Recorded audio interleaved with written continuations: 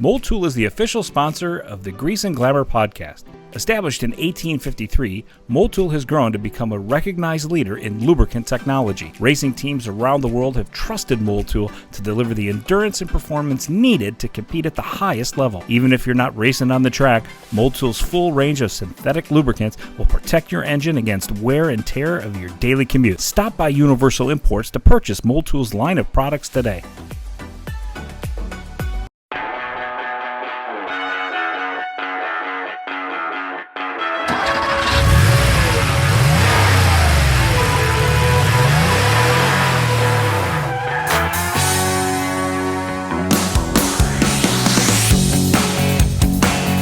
It's that time again, folks. It's welcome back to the Grease and Glamour podcast, and we're back to our original lineup. Jamie Foner back in house. Hey, Jamie. Hey, we've done it again. The band is back together again. And Aaron Kane. Yep, I'm here.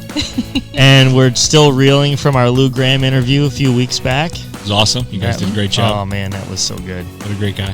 Yeah, and I think there's an opportunity for us to do some things in the future here, so I'm looking forward to that too. It's good to see you guys. It's good to see you too. It's very nice to see you. Yeah, right on. Right on, it is. One pandemic later. Wow. And still going. Still going, but yeah, still going.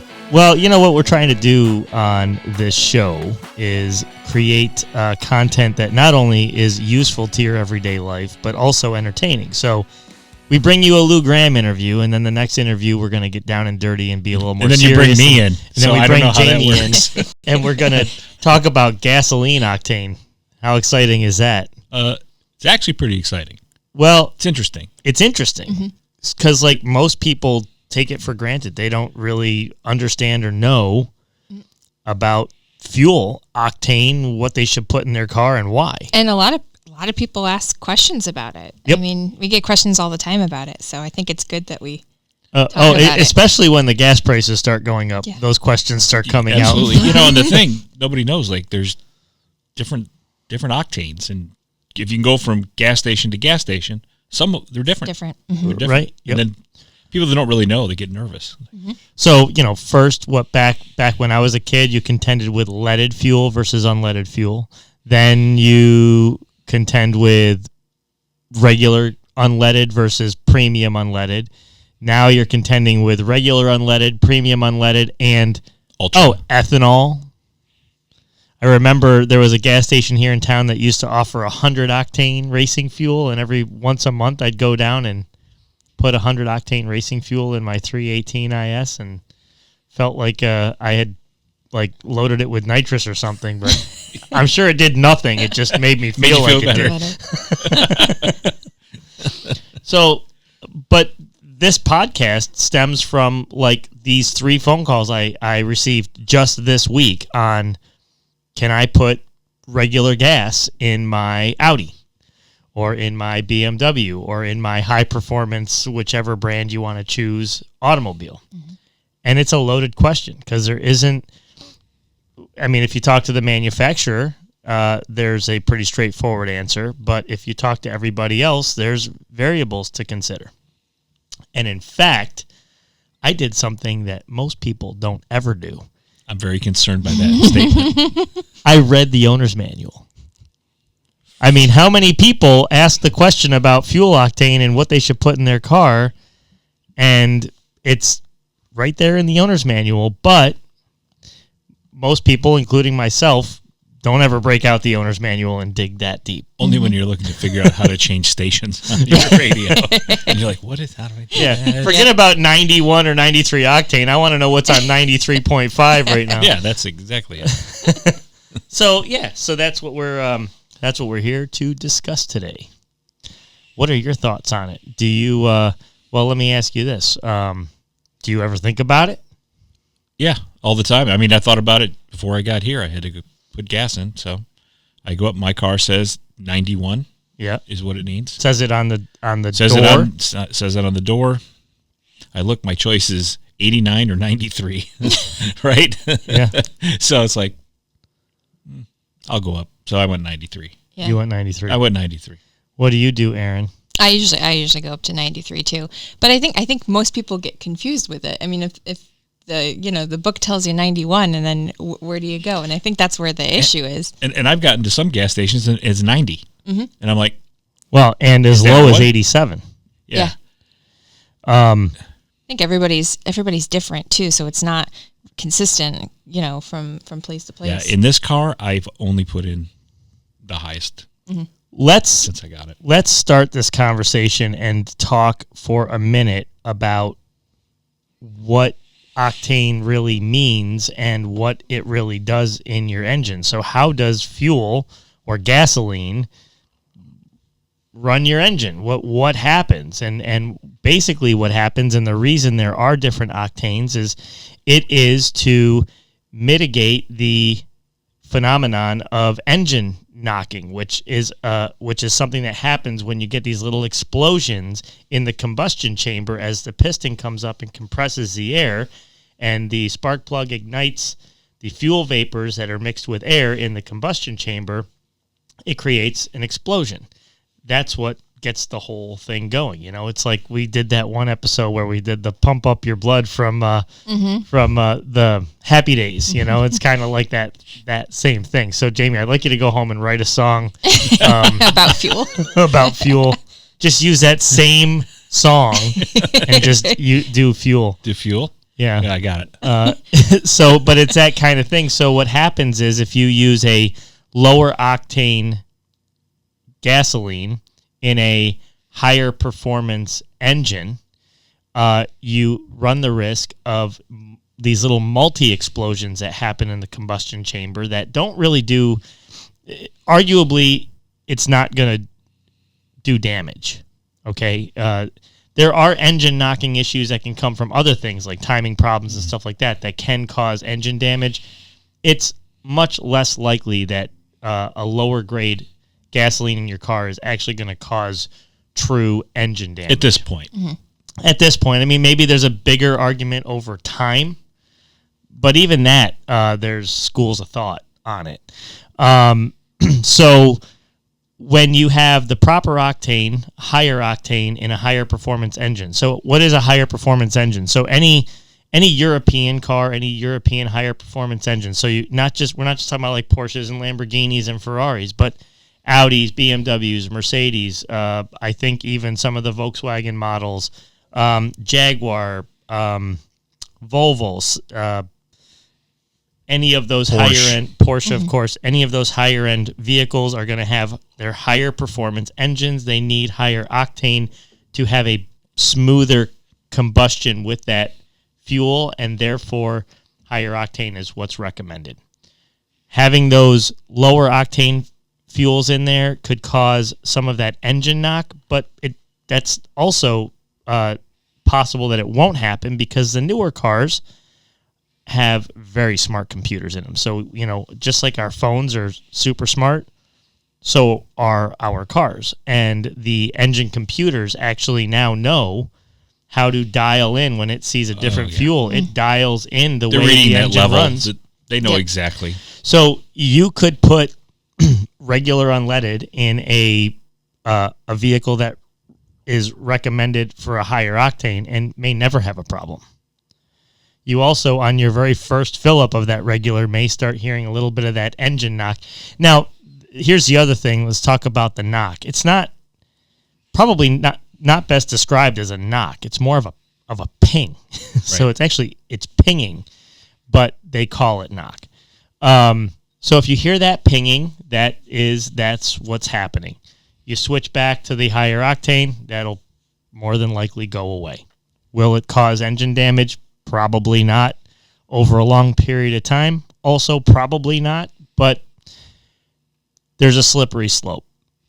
When you use a lower octane in a vehicle that requires a higher octane, so a premium fuel car, you could have diminished performance and you could have diminished fuel efficiency.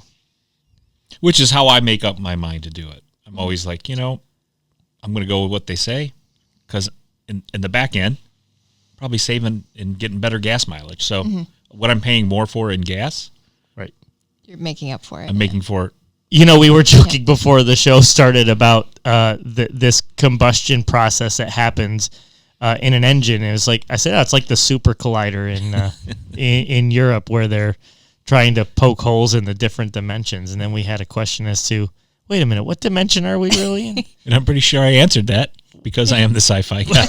Yes. I said, Jamie, you're the sci-fi guy. You should know what dimension we're in. Well, It's the third. It's the third. Now, to the point that Albert Einstein says It's you the can use time as fourth. yeah, But the reality, it's the third dimension, It's the or maybe the fourth, or it could be the it third and a depends on half. how many glasses of wine you have. That might actually put you into the fifth. I'm not sure. Or if you drink a fifth, it might put you. Yeah. A fifth to get to the fifth, I guess. That's, I think I've been there before. No. oh, I would doubt that. Well, yeah, third dimension is height, With width, and weight, yeah. right? Yep. Is that right? Yep, Or depth? Yep. And then That, it might be depth. I it's think depth, yeah. and then you can add time and be the fourth. Time, yeah. And then As fifth Pink is- Floyd would have said. Oh, I can hear it right now. Yeah. I bet you'll add that in post. If I can. If YouTube won't kick it off. Yeah, true. So I'll just have to call Roger Waters and David Gilmour and get permission real quick. They to won't use mind it. at all. So, all right. So I don't. We may not be getting to the point that everybody wants to know, and that is, what can I put in my car? And I think the basic thing is this: is you are not going to, you can put 87 in your vehicle that requires 91. Or let me read what the owner's manual says. So this comes right out of a BMW owner's manual, and it says. Let's see. What does it say? It says, oh, well, this is from an Audi owner's manual. The individual gasoline grades are differentiated by octane ratings. The value is given with R plus M/2 equating to AKI or in RON. Unleaded fuel only, minimum 87. Okay, so it says that the way they say it is the minimum required fuel grade you can put in your car is 87. It says the recommended is premium 91 or super 95. So, and BMW says something similar. It says BMW recommends AKI 89. But then it also, that's for the minimum fuel grade, but the recommended is 91. So what both owners' manuals are saying is that 87 or 89, which is most regular gasolines, is the car's still going to run. Mm-hmm. 91 to 93 is where you're going to see what this car was designed to have in it. Yeah, and if you go on and look it up, you get all these videos and you get people in there with this conspiracy theories about you don't really need it, they're just getting you for money. And I'm like, the car manufacturers have no there's no. Like relationship with price of gas or which one you use. Mm-hmm. Right. So you should just use what it says. The other thing I was thinking, does it hurt you from a warranty standpoint, right? Does it? I don't know. I would say no, only because there's really not an easy way to prove that. And if you go back to the owner's manual, in which case it's saying that in the case of BMW and Audi, it's saying that you can put a minimum of 87 or 89 in, but the recommended is 91. So my guess is it's probably not going to be as much of a warranty issue. So here's the problem. I think that when a lot of people go into a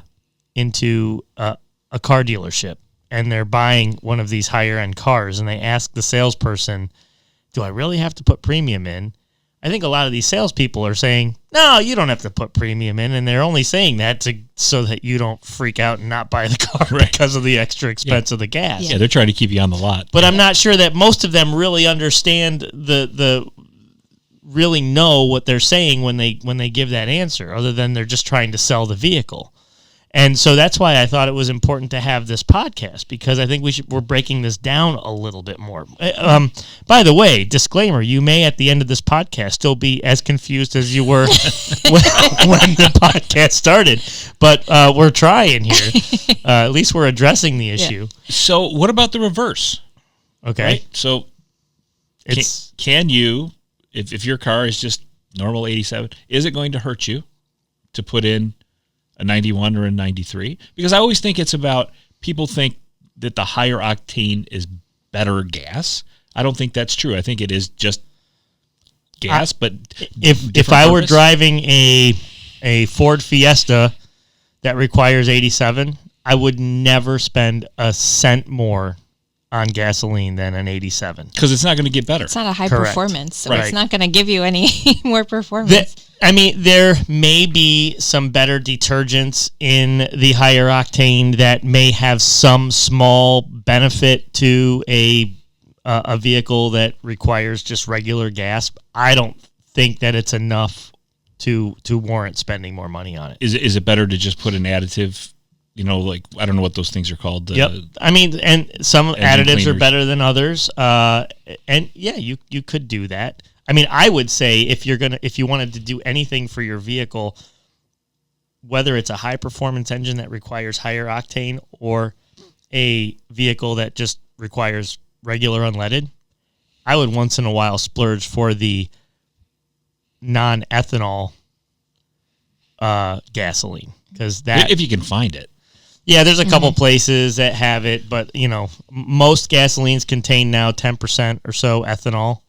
But if you can get an ethanol-free gasoline, that's good to put in once in a while, because the reality is that ethanol gasoline is, depending on who you talk to, a benefit for the environment or whatever. But there's certainly controversies and arguments about that, and I'm not here to plant my flag in the ground on either side of that conversation. But it's not great for engines, and I think everybody knows that it's not an optimal thing for your engine. It's just potentially an optimal thing for the environment or for just cost of creating fuels for cars, that kind of thing. So when did ethanol come into play? I keep trying to think back. Like, it seemed to me, I don't know. Yeah, I would think it was maybe 20 years ago is when they were really toying with it, but it seems like it's only in the last maybe 5 or 10 that we've been talking about it. And I think it has all been about the environment, which is fine to look at, right? No, it is, but I think there's arguments that even the doing what they have to do with the corn in order to get the ethanol also has its pitfalls for the environment. It's just like electric cars are very good for the environment because they're not using fossil fuels, but there's arguments about the lithium batteries and what happens with those. So, I would say everything out there has its pros and cons to weigh out. It depends on what's more pro heavy or what's more. You also have to think, though, that they're getting better at figuring out the ethanol piece too, right? Mm-hmm. So technology and how they manufacture and how they create that. Well, I just wonder if 10 years from now, this podcast will even be kind of a mood issue because of the advent of electric cars and how big that segment of the market's going to be 10 years from now. I got to imagine it's going to grow quite a bit. Oh yeah. I still don't see it. I just don't. I see. I was looking up articles to talk about, and every single article, it seemed like it was like, Ford's doing an EV, Honda. It's like every single one. I see it. I think it's there. It's on the horizon. Mm-hmm. It's coming. It's coming a little bit slower than I would have thought even 2 years ago. I would have thought we'd be even further along with the electric car thing. But you take a company like Tesla, for example, which is a very great car. But they have a whole different view as to how they sell their cars. They don't have conventional franchise dealers. They're not necessarily well represented in every market. And so it's still a little bit of a cumbersome adventure with some of those car companies. And That being said, and to be fair to Tesla, you take other car companies that have been manufacturing gasoline engine cars for years and years, and now they're doing electric cars. It's kind of like, I equate it to like when you take the TV stations that have been selling TV spots for ever and ever, and now they have to be selling digital, and they had to get thrown into that world that wasn't their forte for a long time, and now they have to readjust to make it their forte, and that's what other companies are doing too. So basically, there's growing pains, whether it's Tesla sorting out what the dealership of the future looks like, whether it's Audi or any other car company that's making EV cars, as to how to do it right. We're still dealing with the growing pains. So say you're the type of person that, you read the manual, you have to put premium in, you do premium, but what happens if you're going on a long road trip? Yeah. Can you put unleaded in? So repeat the question. So if you're the type of person that puts in wake up, Mark, premium every time you gas up, yeah, and you're going on a road trip, so you're going to burn through that fuel. Yeah, it's I tell people that it's okay to put unleaded in that case, because you mean like regular unleaded? Yeah, regular unleaded. Yeah. I mean, I think it's okay, right? If someone said to me, I will only buy this car if I know I can put regular unleaded in, my answer to them would be, the car recommends that you put premium in, and that's how your car is going to perform the best and last the longest. Your car is more than likely not going to blow up, and you may not notice any difference by putting regular in, but that is something you choose to do. And that's pretty much how it's spelled out in most of these owner's manuals. So I would argue that if I was going on a trip, that would be the time I'd really want to put premium in, because I want that thing to... Right. So I did this little exercise, and I looked up a couple things, and now we're going to get into math, which was not my strong suit. But okay, here we go. Right now, regular gasoline is at $2.83. That was the average for the country yesterday. $2.83 a gallon. Mm-hmm. Premium, so the whole other end of the spectrum, so let's say 93 octane, the average in the country was $3.41. The average American, now, so we're just going to be dealing with averages. Obviously, some people put a lot more miles on, other people put a lot less on, which, by the way, when you are considering a car, and if you are concerned about the price of gas, you should really consider, because I've had people come in that put 5,000 to 7,000 miles a year on their car, and they're worried about gas. In fact, I had someone who really wants an electric car and hardly drives at all, and I said, you should get an electric car if you want an electric car and want the electric car experience, but you wouldn't be the candidate to get an electric car because you're going to save a lot. Right. Mm-hmm. Someone that puts 20,000 miles a year on, that's someone that really could benefit from an electric car in terms of saving a lot on gasoline. So when I look at the average per year, average American on their car puts 656 gallons of gasoline in their car a year. Does that sound about right? I'm trying to think, like, if when you fill up, you fill about 20 gallons, 15 to 20 gallons. 20. Yeah. So, yeah, you're probably right. Yeah, so 656 gallons a year. So what does that mean? When you break it down, if you look at those average numbers, it's $380 more a year on a gas tank that, say, averages about 18 gallons per tank. It's $380 a year more to put premium versus regular. But there's one factor that's missing out of that, and that is, so let's say you buy a BMW, and it requires 93, and you only put 87 in, and you're saving that $380. But your fuel efficiency goes down over time, say 2 or 3 miles per gallon, which it could. Mm-hmm. Now that 380 is more like 300. And then you take 300 and you divide that by 365, and then you divide that by 24 hours a day, and it's 50 cents a day. it's less than a cup of coffee. Less than a cup of coffee. An and hour. Certainly less than an unlimited car wash. In one of the Office episodes, like it's less than a cup of coffee an hour. No, I mean 50 cents. There is no coffee in America that's 50 cents anymore, unless it's Aaron, been sitting in. How much your coffees? Because you're the constant stop and what's have what's coffee. what's So a medium Dunkin' or a Starbucks coffee? It's like $2.50. Yeah. $2.50. Yeah.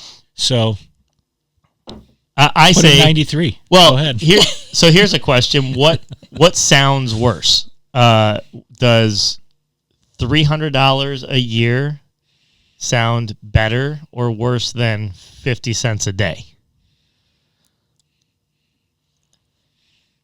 Where are we going with this, I Mark? don't know. No, I just want to know what. I don't know. Or 2 cents an hour. Yeah, no, I Yeah, can't they even. can do My, the my, 2 cents. my mind can't wrap around that. I'm probably at the $300 a year. Yeah. It's a penny every half hour. What do we waste? What do we waste in a year, right? Well, Think about it. So In let's normal just years. we'll just settle on, for you to put premium in your car, it's costing you a penny every half hour. So find a penny, pick it up. All day long, you'll have better octane in your car. I just don't even know. Like, how does he get there? And down the rabbit hole we go once again. Yeah. Oop, and where's that sound? There it is. I'll have to get that sound effect back on. Oh, yeah. You haven't had the sprinkle sound effect lately?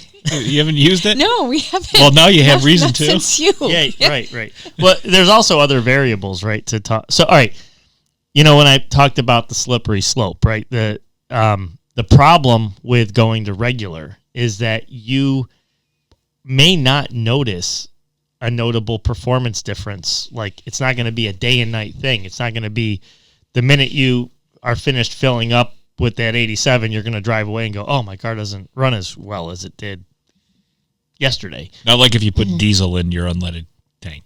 That's a problem. You would know it relatively quickly. Yeah, because that's going to be an engine replacement if you put diesel in your gasoline engine or vice versa.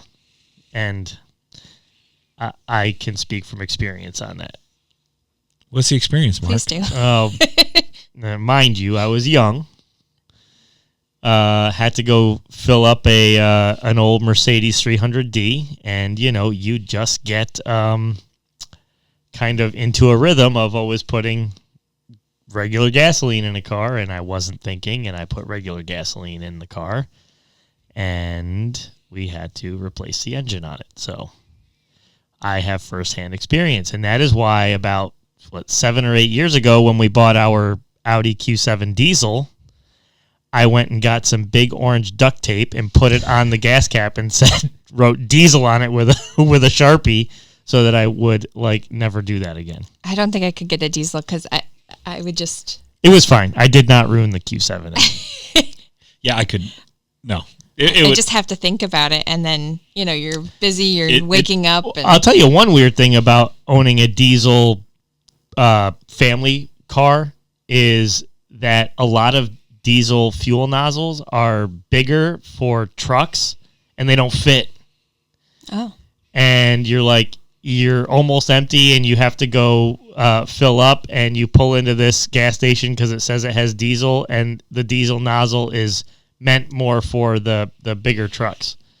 You would think they'd have to do that. I mean, our society, listen, we're not the smartest, right? We really aren't. Like, you think about all the stuff that we have warnings, like don't eat Tide Pods. Yeah. Right? Really? You can't eat Tide Pods? Huh? You can't eat Tide Pods? They look so Now colorful. we have the answer. Have you ever seen the videos of people trying to usually it's younger people, they pull up in a Tesla to the gas station and they're looking all around. Really? I've never seen Oh my that. gosh, I You've was watching. seen it? I've seen a video, YouTube a videos? YouTube video. Oh, okay. Someone pulls up at the gas Thousands station. of She's them. in a Tesla and she's The looking funny around thing everywhere. The funniest thing that happened to me at a gas station is down at the auto auction in Manheim, Pennsylvania. It's surrounded by Amish farms, and so we would get these really high end European cars that we were bringing back to sell, and we'd pull out of the auction. We'd go to the gas station. Here I am in like a BMW 750. It's got every bell and whistle known to man, and I'm getting out and turning down my ventilated seat and all of that, and up comes a horse and buggy into the gas station to fill up like their kerosene tanks. And I'm sitting there, got the tunes cranked and, every electronic thing known to man on this thing. And it's a very polarizing thing. You're right next to this hardworking Amish farmer who's there filling up his kerosene tanks. And I'm complaining about my ventilated seat is too cold. So I've had that experience. You've had many experiences, Mark. I would say. Well, so there are other factors also, and that is, so just getting back then to fuel efficiency. So we've determined that I think the consensus is you put regular unleaded into a premium car, not the end of the world. You could do it arguably forever and ever. And there may not even be a whole lot of supporting evidence that it's going to do a lot of major damage. You could wind up with engine ping, and then you could just go back to using premium fuel, and that would usually resolve the problem. There's a small chance maybe that there could be some, prolonged damage from it, but unlikely. But the reason we're not recommending it is because of performance decrease and potential fuel efficiency decrease. So why take the chance? Because the other thing I think about is, have you ever had one of your cars had tires on it too long, the tires get choppy and they're noisy? Oh, yeah. And they're like really noisy. And just last year. Yeah. But when you're driving it every day, you almost don't hear it because you've gotten used to it. Yeah. And it's the same thing with wheel bearings. When a wheel bearing starts to go, it's a gradual, it starts as like just a faint hum. And then over time, that hum gets a little bit louder and a little bit louder. And then you take it to the shop, and the shop guy drives it and goes, "Oh my God, your wheel bearing, I can't even hear myself think in this car." And the customer's like, "I don't hear anything." And it's because it's this gradual over time. And you get so used to it. Mm-hmm. Right. And then you replace the wheel bearing or you put new tires on it, and the customer calls you going, "I don't know what you did, but I've got a whole brand new car. Like, my car is completely feels like new." And that's the same thing it feels like when you take your snow tires off and you put your summer tires on, that your car feels so much better. It's like when you go roller skating and you take your roller skates off and put your sneakers back on, you're like, "Oh, that feels so good." Aaron, is that what you think Or about? skiing. No. Have you ever gone roller skating? Like when I was Indeed. like 5. Indeed. But I'm not sure that that's a moment where I go, like if I'm going to use an example of like just feeling great, it's not like, "Oh yeah, I took my roller skates off, man, and my feet felt so good." Oh, I think there's like 1,000 other things you can think of. But Like part of like when you go skiing, right? Skiing is fun, but one of the fun parts of skiing is taking your ski boots off and putting your feet back into your nice, comfy sneakers, and you're like, "Oh." I have a lot of moments that I think comes from something different than that. I'm just, All right, well, it's this look. It's the interesting. simple pleasures. It's the little things in life. And here we go again. We're right back down the hole. It didn't take long. I haven't missed anything. We're still the same. Still the same. Roller skates. Yep. That's the name of the episode. Well, listen, Roller skates. I know Jamie is in my camp though. With we went roller skating in our teens. Mm-hmm. That was the thing to do on the weekend. I worked at a roller skating place. Yeah, so I you did. were I the was guy. a DJ. Oh, you were the guy yeah. rolling around backwards and doing the whole thing. You know what? When I first started, I couldn't skate at all. By the time I got done, Really? Absolutely. We had one in my hometown. It was the sketchiest place. Oh, absolutely. Well, they were So sketchy then. sketchy. Yeah, and the reason it was just the drop-off spot. Like parents would just go, "Oh yeah, Yep. good. See? Here, stay for the whole day." Yeah, that's right. We'll pick you up Yeah, in we'll pick you up 4 or at 8 5 o'clock. hours. Yeah. Yeah. Yeah. That was the good old days. Well, it was the good old days of really good music, Oh, in my opinion. yeah. I remember what the song. If you talk about roller skating, to me, I have a song that instantly pops into my head. It was on rotation probably every hour at any roller skating rink across the United States. Another One Bites the Dust. Because that bass line was just perfect to roller skate to. I think in all my time of being a DJ, I don't think I ever played that at a roller skating rink. Then you were DJing in a different country or something. No, I mean, I think of songs that like... was a huge roller skating hit. I don't know who sings it, but it's a song called Jam On It. And that's just like... That was after. That was... Now you see, you're in the 80... Jam On It was a good song, too. Yeah. Well, what are you talking about? Skating in the 60s and the 70s? Well, no. I mean, I started skating in the late 70s. Late 70s? Through mid-80s. Earth, Wind, and Fire makes me... Earth, Wind, and Fire always makes me think of roller skating. Okay. Like Boogie Wonderland in September. It just kind of... Yeah. That when I was actually skating. Now, when I was working, it ended up being Madonna. That was the... Well, the other one I remember, and this is also going to be dated to the early 80s, was... I'm going to pick up some trouble for this one. Olivia Newton-John, Xanadu. From the worst movie ever made. Yeah, but the movie was good, and it's Olivia Newton-John. What movie is this? The song, I mean, the movie was terrible. Yeah, the song was good. The song was good. What was this movie about? Roller skating. Oh. No, it wasn't. I don't think so. Yeah, I think it was like this weird thing about... Well, I just always remember Listen, roller all I skating. knew is it had Olivia Newton-John in it, and she was my crush when I was a kid. Yeah, that's all right. So, Yeah, Olivia Newton-John. But yeah, Xanadu. Yep. Wow. Remember that song? Oh, yeah. Yeah. That song and gonna Another sing it. One Bites the Dust come to mind when I think about roller skating. Right on. So, anyway. All right, well, we're really off topic. I mean, we were like so far off Reel it topic. back in. I don't know All right. how we got that far. Real quick, couple checklist things. Fuel efficiency. So we've settled on it, right? If your car takes premium, put premium in it, not because your car is going to blow up, but because you're going to benefit from it. And for less than a cup of coffee a day or a penny a half hour, you're going to have optimum performance in your vehicle. While you're listening to Xanadu. While you're listening to Xanadu and cranking up some Queen, Another One Bites the Dust. Yep, that's right. That's a great tune. Then there's fuel efficiency things that, tips and tricks for getting the most out of your tank of gas. And that is, when you use your air conditioning, that's going to lower your fuel efficiency. If your car's not tuned up properly, so this is really the thing, and this is why this is kind of like a loaded question, right? You can say someone goes to put regular gas in their car to save money at the pump, but they're not focusing on making sure their car runs as efficiently as possible, which is the better play. The better play is to make sure your car is tuned up right, make sure you when you're on that trip, Aaron, you're using cruise control, you're not doing heavy accelerations,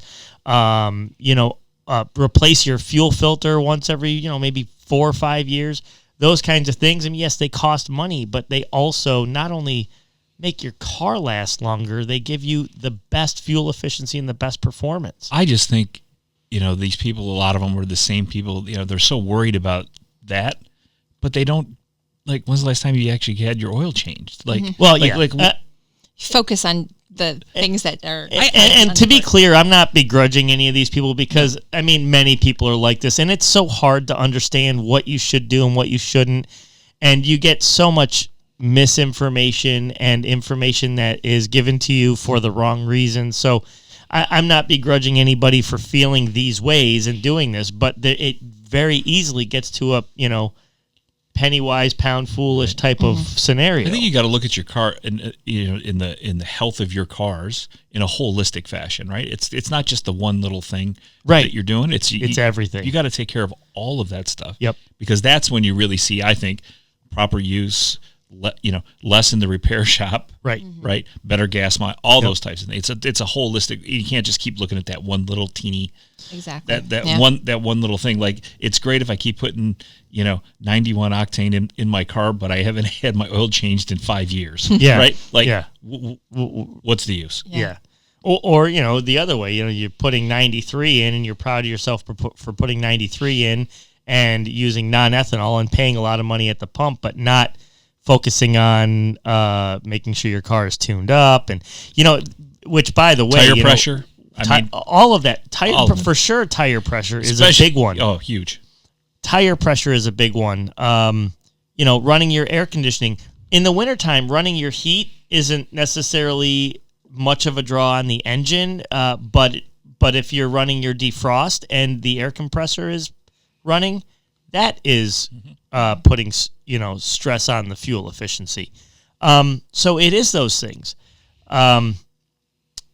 So it's like you said, it's looking at a whole aspect of things to really optimize how good you can do with your car's fuel efficiency. And I think one of the things too, I think that new car owners, like people who have never had a car before, that's certainly a thing there, because back in our day they didn't have YouTube to check, right? So now you get a car, it's your first car, everything you do you're YouTubing, right? You're trying to figure out.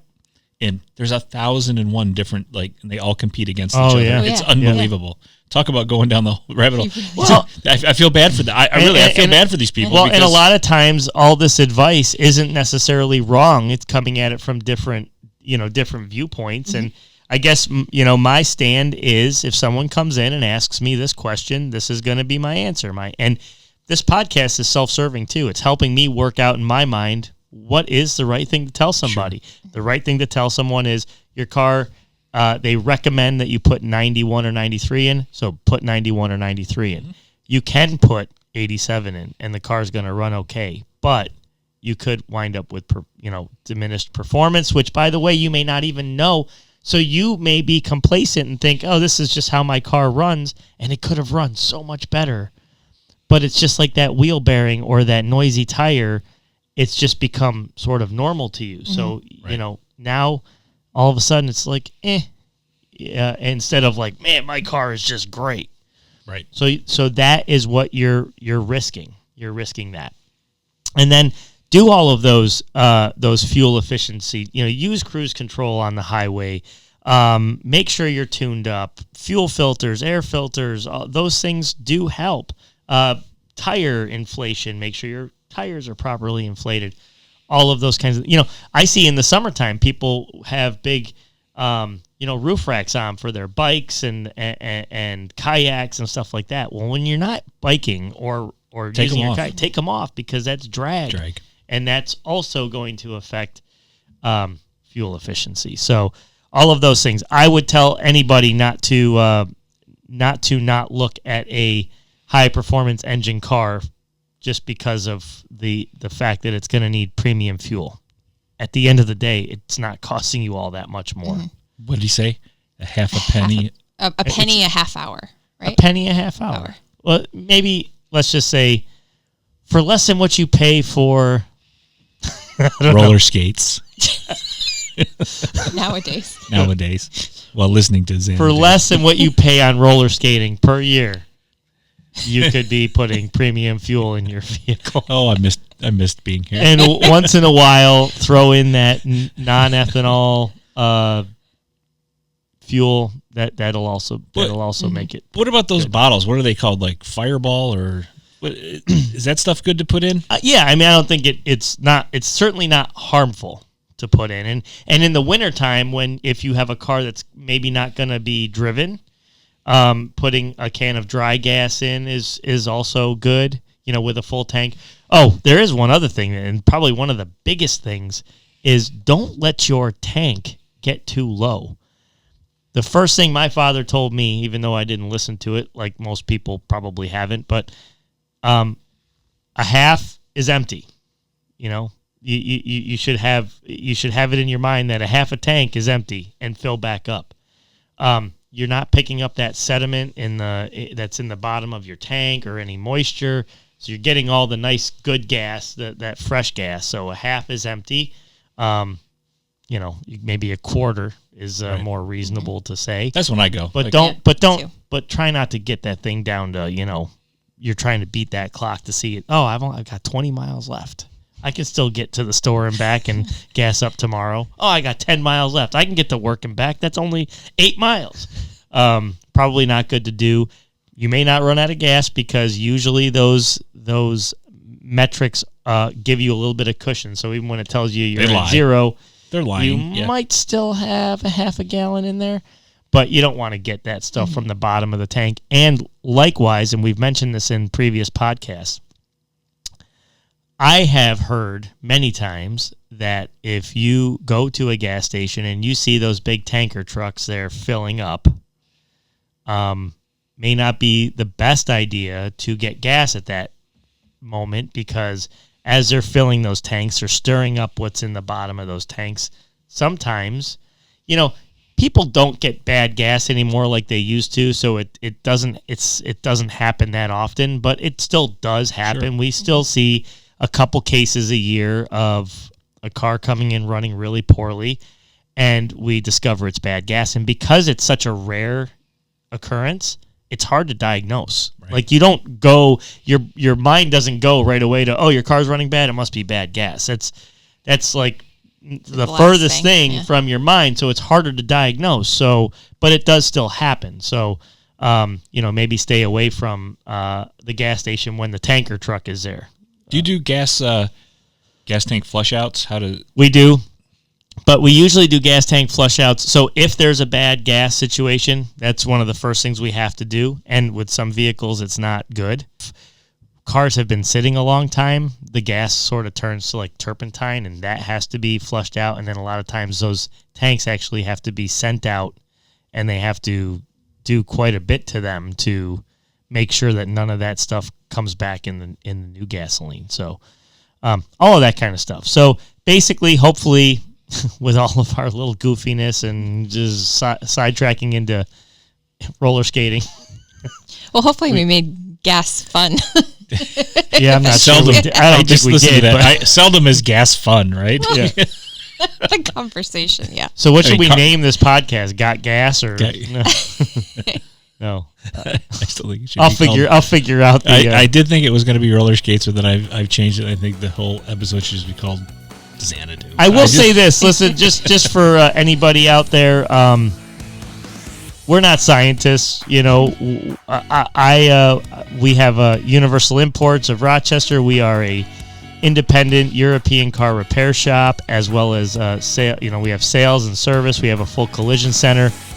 We're not experts per se in fuel octane, but we do know a little bit about it. We thought we'd share what we knew here, and maybe this helps you sort out what you want to do, and we try to make it fun. So that's what we're here to do.